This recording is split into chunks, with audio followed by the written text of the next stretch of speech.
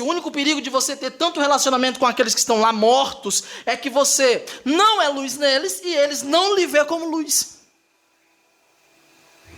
Portanto, se você quer um dia aprender a ser santo, evangelize-os e você os verá o quanta mudança acontecerá nessas amizades. Passe a pregar a luz e você verá que aqueles que estão em trevas e estão apaixonados pelas coisas das trevas não suportarão você perto deles. E alguns de vocês já sabem disso. Não há bem algum neles, não há nada bom, porque tudo que eles fazem com aparência de bom, sem fé, é pecado, não tem como ver nada bom neles. Romanos 7, verso 18 diz: em mim, isto é, na minha carne, não habita bem algum. E essa é a realidade, essa é a verdade bíblica. Não há neles nenhum princípio que os disponha a qualquer coisa boa. Os não convertidos carregam um único princípio, o amor próprio. E eu só estou na introdução.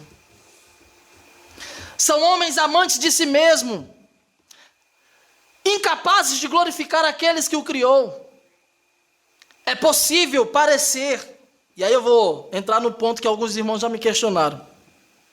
É possível parecer que o não convertido possa até ser uma pessoa boa e que faça alguma coisa boa, que vá até mesmo ajuda a igreja. Tem não cristãos que contribuem, ofertam na igreja.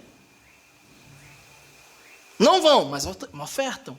Ajudam missões, se importam com as boas causas. E aí a gente começa a ficar convencido de que aquela pessoa está agindo porque ela tem um coração bondoso. É uma pessoa que, com certeza, Deus a ama. Com certeza, Deus... Essa pessoa... Só falta ela aceitar Jesus. E ela nem sabe que ela está blasfemando contra o Criador. Mesmo fazendo tudo aquilo que aos nossos olhos é bom, porque diante de Deus a ira dele permanece sobre ele e não tem como escapar, senão por meio de Jesus. É difícil, eu sei. Muitos de vocês podem até mesmo não aceitar. E eu compreendo. Por quê? Eles até mesmo, às vezes, podem parecer fazer coisas boas a respeito de Deus. Uma ação hipócrita da parte deles, mesmo que haja um exterior limpo, são como sepulcros caiados. Dentro há putrefação e imundícia. Abra comigo. Mateus 23, 27. Evangelho de Jesus, segundo escreveu São Mateus 23, 27.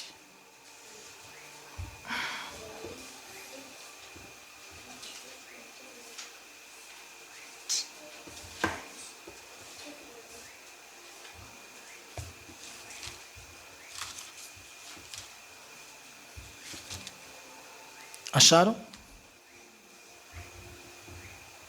Sim ou não? Nesse texto aqui, versículo 13 ao versículo 27, tem mais, vai até o versículo 39. Jesus está censurando os hipócritas. Jesus está censurando os hipócritas. Tem um livro ali chamado A Outra Face de Jesus, de John MacArthur. Aonde vai nos mostrar não um Jesus amoroso, mas um Jesus duro, que aos olhos de muito cruel. Esse livro foi até censurado pelas igrejas do Brasil. Poucos gostam de ler, porque mostra um Jesus que não parece aquele da Bíblia, mas é um Jesus que está na Bíblia. Mateus 23, verso 27, Jesus olha para os fariseus e diz: hipócritas. E eu vou logo aplicando, não vou nem ler esse texto, eu vou logo aplicando. Quem são esses? São os falsos crentes. E quem são os falsos crentes? São aqueles que usam terno, eu vou me transcrever, gravata, pregam bem, cantam bem, estão na igreja todo domingo, são ofertantes, contribuintes maciços, são sinceros naquilo que eles acham que estão fazendo, vão para o culto amando a Deus, mas dentro deles não há vida. Estão ali somente para cumprir uma meta religiosa, para dizer para o céu, para a terra e para os vizinhos e para o mundo que eles são cristãos. Até mesmo já batizaram. Aí Jesus diz: vocês tentam cumprir tudo, né? Vamos lá. Ai de vós, escribas e fariseus, hipócritas! Pois que sois semelhantes aos sepulcros caiados, que por fora realmente parecem formosos, mas interiormente estão cheios de ossos de mortos e de toda a imundícia. Essa é a visão de Deus sobre nós.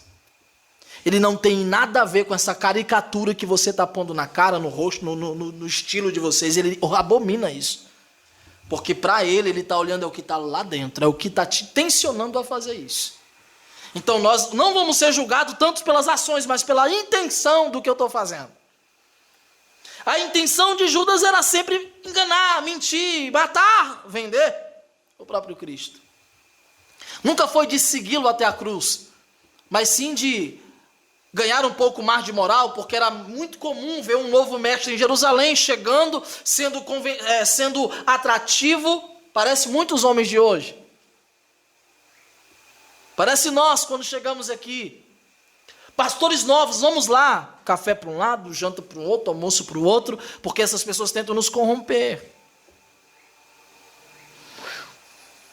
E esse é o perigo, porque se você tem uma igreja e não tem um coração dela, você está perdido. E às vezes a gente se sente assim aqui. Então Mateus 23, 27 está dizendo exatamente disso. Jesus olha para mim e para você e diz: hipócritas. Hipócritas. Por fora vocês estão bonitinhos aqui na igreja. Mas por dentro, só há mortos. Há morte dentro de vocês. A putrefação.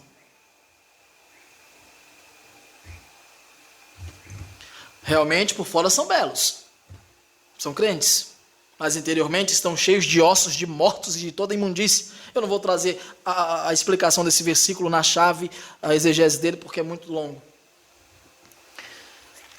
O que eu aprendo disso aqui? O não convertido, ele está como? Destituído da glória de Deus, incapacitado de glorificar a Deus, porque nele ele não pode nem honrá-lo, nem glorificá-lo, nem engrandecer, porque nele não há sentido para entender isso.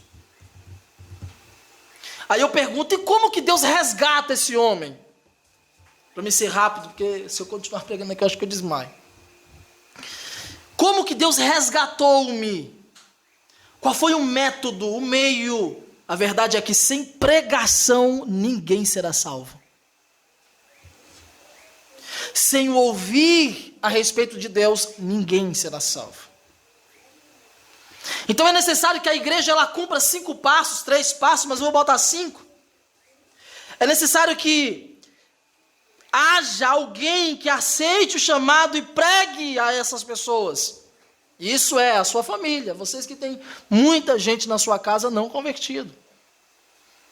É necessário que você conheça bem Deus para poder falar dele. E bem dele, não vai falar mal. E como é que eu falo mal de Deus? Não sendo cristão. Você contribui para a difamação daquilo que é a santidade de Deus e sofrerá dano por isso. Porque se eu quero entender a lógica, simples. Olha o que está em Romanos. Como é que o não convertido pode ser salvo, Débora? Como? Já que a situação dele é tão ruim. Isso mostra o quanto que a situação de vocês também o era. Romanos capítulo 10. Vamos lá. Vamos entender. Como? Como que o não convertido é alcançado? Como? Qual é o processo? De que jeito? Qual é a fórmula? Porque, pastor, nós acabamos de ver que o não convertido, ele está aprisionado por Satanás. Está amarrado, acorrentado, os seus olhos estão tampados. O apóstolo Paulo deixou bem claro, olha, o nosso evangelho, ele está encoberto para os que se perdem. Para os que se perdem.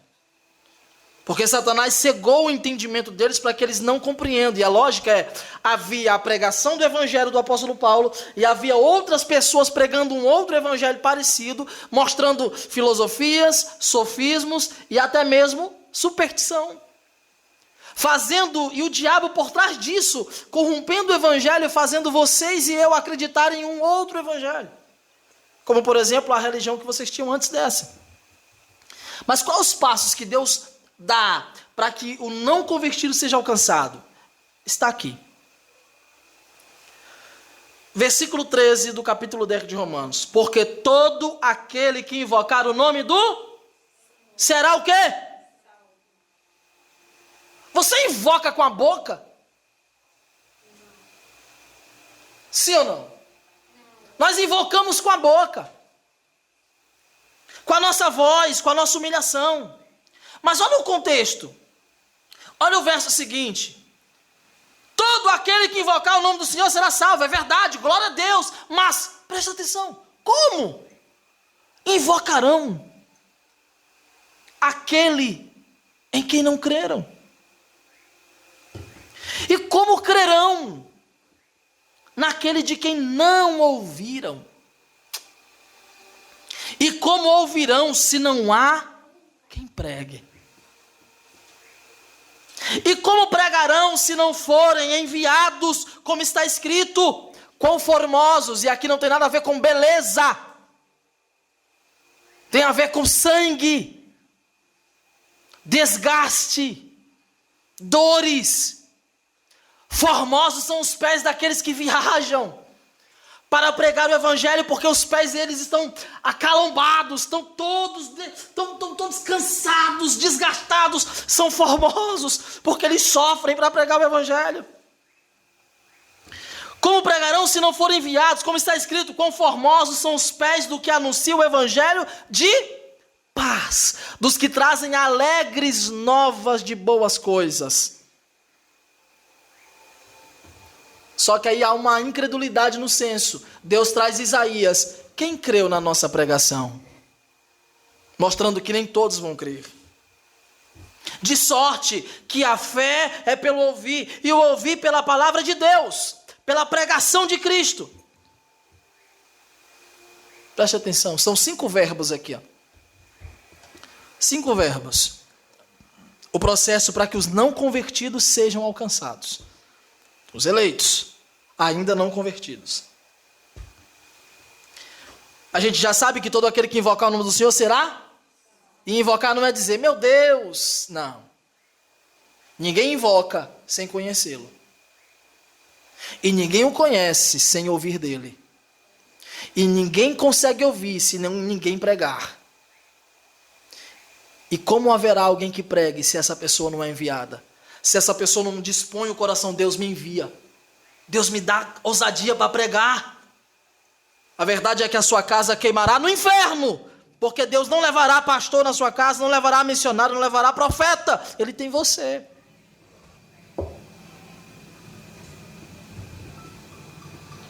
Primeiro verbo, invocarão. Invocar. Está aqui, está claro, invocar. Segundo, crerão. Terceiro, ouvir. Ouviram? Amém, irmãos? Estão vendo aí? Estão entendendo, né? Como, pois, invocarão aquele em quem não creram? E como crerão naquele de quem não ouviram? E como ouvirão se não há quem pregue? E como pregarão se não forem enviados? Olha outro verbo. Como está escrito, quão formosos os pés dos que anunciam o evangelho de paz, dos que trazem alegres novas de boas coisas. Invocar. Qual é o outro? Crer. Qual é o outro? Ouvir. Qual é o outro? Pregar. Agora presta. Como que o não convertido vai ser alcançado? Será que eu posso usar alguém de exemplo? A Angélica estava na Rua do Campo, vivendo a doutrina de Satanás. Ela e toda a casa dela. Aprove Deus nos enviar em algum lugar ali, pregar o evangelho. Aprove Deus tirar a Laís, lá de São Luís, ir para Esperantinópolis, vir para cá, ir para Teresina, ter experiência. Olha o tanto de viagem. Eu não quero que vocês olhem para ela, ela não é responsável por nada disso. Olhe para o que Deus fez. É necessário Deus fazer isso. E a minha pergunta é, por que Deus não usou ninguém daqui? Por que ninguém daqui foi? Tanta igreja. Então a resposta mais direta, por que tem tantas igrejas? Para que Deus chegue ao número exato dos seus eleitos. Então é necessário alguém dizer assim, eu vou, eu quero, eu obedeço, mas alguém que já seja salvo.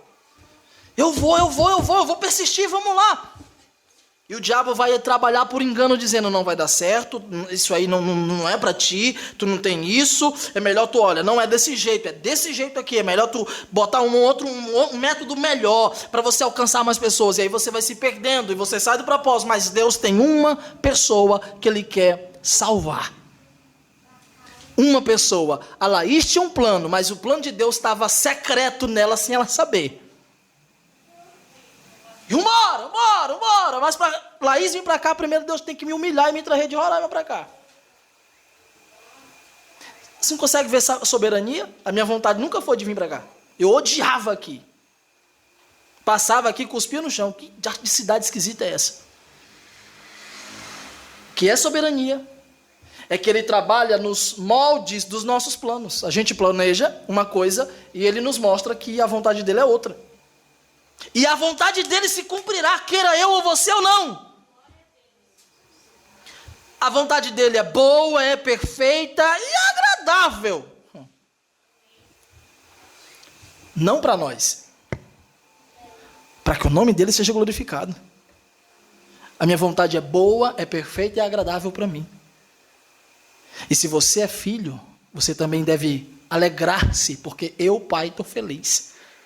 Eu estou sendo glorificado. Essa é a ideia.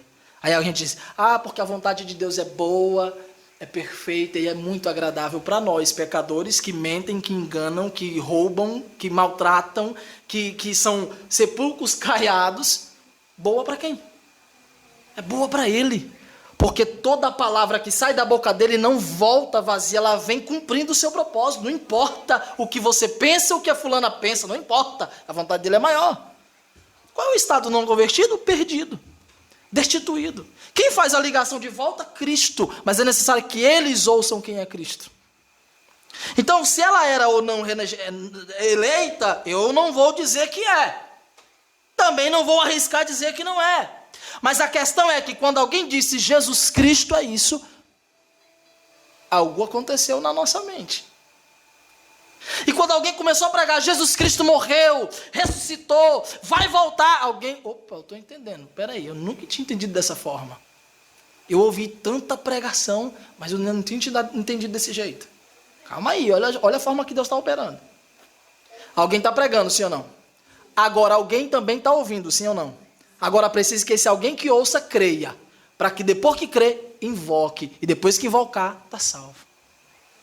Então não é eu que estou invocando a Deus para que você seja salvo. Eu estou invocando para que Ele me envie. E agora você vai ouvir a pregação. E quando você ouvir a pregação, você vai se prostrar e dizer, eu creio e eu invoco meu Senhor. Preciso de ti, salva-me. E você será salvo. Agora isso só acontece quando Satanás olhar para você, e quando você receber a iluminação da parte de Deus, Satanás sai, ele não tem mais como agir, ele não vai segurar na sua perna, tem umas coisas macabras. Eu estava na igreja com vontade de aceitar Jesus, mas eu estava sentindo assim uma coisa prendendo meus pés. Não existe isso. A pessoa não estava sentindo nada, porque se Deus agiu naquele coração, o impulso de alegria é correr para frente. Lembra de Bartimeu? Lembra da mulher do fluxo de sangue? Quem foi que salvou a mulher do fluxo de sangue? Quem foi que curou ela? Ela ouviu Jesus. Ela ouviu falar de Jesus. Ela ouviu e depois ela fez o quê? Creu. Agora como é que ela invocou? Passando por todos os limites que a impediam. Todos os limites que a impediu. Eu preciso vê-lo. Eu preciso tocar nele. Não foi o toque que ela foi curada. Foi a fé. A fé que Deus a deu. A fé perseverante é aquela que mesmo esbagaçada, mesmo humilhada, mesmo rejeitada, não me toque, sendo rejeitada até mesmo pela igreja, ela perseverou no seu alvo chamado Jesus, e a resposta dele foi, a tua fé te salvou. Fé que nós sabemos que não nasce em nós, recebemos da parte de Deus para crer nele, e Deus cumpriu o seu propósito. Então o estado realmente de um não convertido é perdido, é destituído, é alguém que está literalmente debaixo da ira de Deus e vai sofrer amargamente se alguém não pregar o evangelho. É necessário que a gente pregue a Deus, é necessário que a gente fale de Deus, porque o que eu preciso fazer é, Senhor, eu preciso lhe conhecer e lhe tornar conhecido. Uma expressão muito dita. Agora, eu não queria mais dar testemunho aqui de nada. Mas ontem eu lendo uma coisa, eu lembrei de algo muito, muito bom. Nunca contei aqui. Isso não.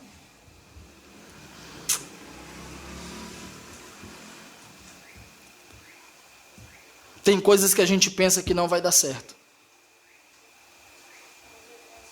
Tem coisas que vocês planejam e vocês já sabem que não vai dar certo. E quando você vive nessa superstição, vai ou não vai, você não está crendo na soberania de Deus. E você não está vivendo pela sorte, você tem que viver pela fé. O justo vive pela... Você não vive pelo que vê. Você está vivendo pela fé. A ideia é, está aqui, Senhor. Se der certo, amém. Se não der, amém também. Teu nome será glorificado tanto num quanto no outro. Porque se não der certo, eu não vou murmurar. E se der, vou te glorificar. Olha o cristão. Então tem coisas que a gente pensa não vai dar certo. E eu li algo muito interessante. Eu prefiro não trazer isso aqui no púlpito. Fica para quem desejar saber depois. Depois que eu comecei a ler sobre a situação real, isso aqui não é a pregação completa, eu não posso pregar ela toda aqui, eu não estou com capacidade física hoje. Mas depois que eu comecei a ver, eu comecei a lembrar de todos os meus atos passados quando não era convertido. E comecei a glorificar a Deus pela soberania, como que Deus me alcançou. Você não tem essa perspectiva de ficar lembrando, meu Deus, eu estava no cafundó do Judas, o Senhor me achou ali. Você não tem essa... Não é para tu se gabar, nossa, eu sou muito especial. Deus foi lá no sítio e me salvou. Não tem nada a ver. A ideia é o trabalho que Deus operou. No silêncio, porque tu nunca pensou.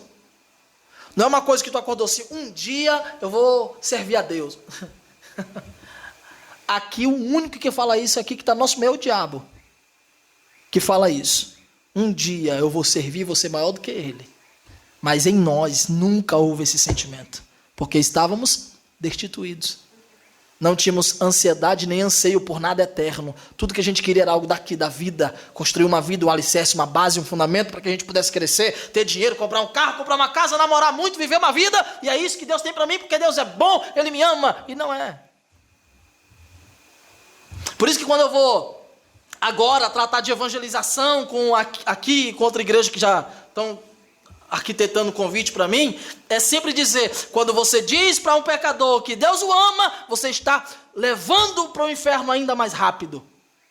Porque eu dizer para um pecador, Deus ama você, ele está dizendo, Deus me ama mesmo, eu desse jeito. Ah, então não preciso mudar, poxa.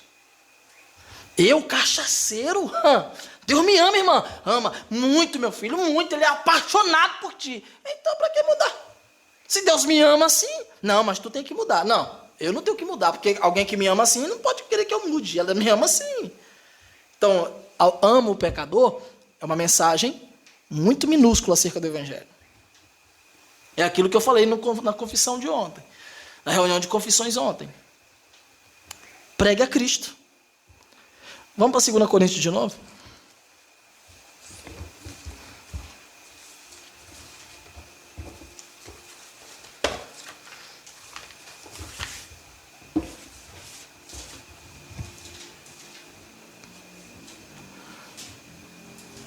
Verso 3. Mas se ainda o nosso evangelho está encoberto, para os que se perdem está encoberto. Quem são os que se perdem? Os não convertidos. E por que eles estão nessa condição? Por que o evangelho está encoberto? Nos quais o Deus deste século cegou o entendimento dos incrédulos para que lhes não resplandeça a luz do evangelho da glória de Cristo, que é a imagem de Deus. Aí eu entro em outro ponto. Por quê? Não nos pregamos a nós mesmos, então esse é o problema. É que quando eu vou ao pecador pregar a ele, eu estou pregando mais sobre mim. Deus mudou minha vida. Deus agiu no meu coração. Eu era isso, eu era aquilo, eu fui no inferno 2 vezes, voltei, eu matei, eu roubei, eu me prostituí, eu fiz tudo isso e Deus me salvou. Está pregando mais quem? A mim, do que a Cristo. Pegar a Cristo é mostrar a vida de Cristo, a obra de Cristo e o que Ele está fazendo em você hoje, e não o que Ele fez antes. Porque ninguém é salvo por testemunho. Qualquer pessoa que se converta por testemunho de qualquer pecador, não está salvo e nem está firme. Porque ele está crendo em algo que possa acontecer com ele e não vai acontecer. E alguém vai dizer, mas pode ser que aconteça. Sim, mas o fim não justifica os meios. A ideia é pregar a Cristo e Cristo crucificado somente.